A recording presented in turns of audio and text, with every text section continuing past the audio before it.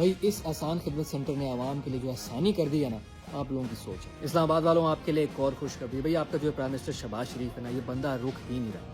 ہوا یہ کہ شہباز شریف صاحب جب آذربائیجان گئے تو ان کا ایک وہاں وزٹ تھا، جس میں ایک فیسیلیٹیشن سینٹر کے اندر بھی گئے۔ اب اس فیسیلیٹیشن سینٹر کی خاص بات کیا تھی؟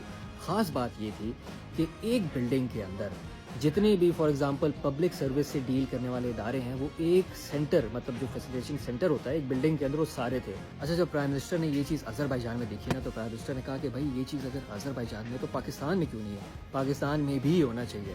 اگر میں پاکستان کی اگزامپل لوں، یہاں کیا ہوتا ہے، یہاں بندوں کو دماغ بنانا پڑتا ہے کہ بھائی ابھی ہم نے نادرا کے آفس جا کے یہ والا کام کرانا ہے، پھر ہم نے آئس کو بجلی کا کام ہے تو ہم نے یہ کرانا ہے، گیس کا کام ہے تو کہیں اور جانا ہے، ایف بی آر کا کام ہے تو کہیں اور جانا ہے، موفا منسٹری آف فارن افیئرز جو ہے اس کا کام ہے تو کہیں اور جانا ہے۔ پاکستان میں اسلام آباد میں جو فیسیلیٹیشن سینٹر پہلی بار بنا ہے، اس کے فائدے پتہ کیا ہوں گے؟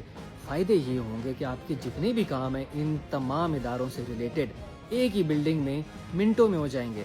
مطلب عوام کے لیے اتنی آسانی کر دی ہے کہ پہلے وہ سوچتے تھے کہ یار ابھی یہاں جانا ہے، ابھی وہاں جانا ہے، پھر گاڑی پتہ نہیں کہاں کھڑی کرنی ہے، پھر انٹری جو ہوتی ہے وہ کرانی ہے، پھر اندر جانا ہے۔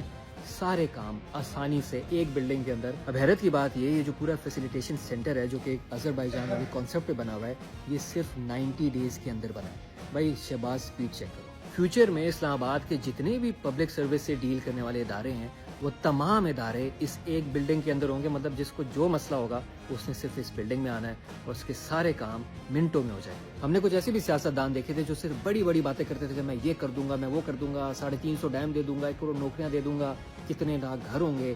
ہوا کچھ بھی نہیں۔ 13 سالوں سے اگر آپ کے پی میں دیکھ لیں، زیرو ڈیولپمنٹ، زیرو پروگریس، صرف بڑی بڑی باتیں، کام نہیں۔ اور پھر جب کام کرنے والا ایک لیڈر آتا ہے اور اس کے ساتھ کام کرنے والی ٹیم آتی ہے، تو یہ جو میریکل جو ابھی ہم دیکھ رہے ہیں، پھر اس طرح کی چیزیں سامنے آتی ہیں، پھر ڈیولپمنٹ سامنے آتی ہے، پروگریسو پالیسیز جو ہوتی ہیں وہ سامنے آتی ہیں، ملک کی ڈپلومیسی جو ہے وہ پیک پہ جاتی ہے، آپ کا جو ڈیفینس ہے وہ اور زیادہ اچھا ہوتا ہے۔ مجھے ایک بات بتاؤ، اگر ہماری ڈپلومیسی اسٹرانگ نہ ہوتی تو کیا آج ہم یہ دن دیکھتے جہاں آذربائیجان والے جو ہیں وہ اپنا پورا کانسیپٹ جو ہے فیسیلیٹیشن سینٹر والا وہ پاکستان کو دے رہے ہیں، اور یہاں پاکستان کی جو دوستی ہے یہ کیوں ہے؟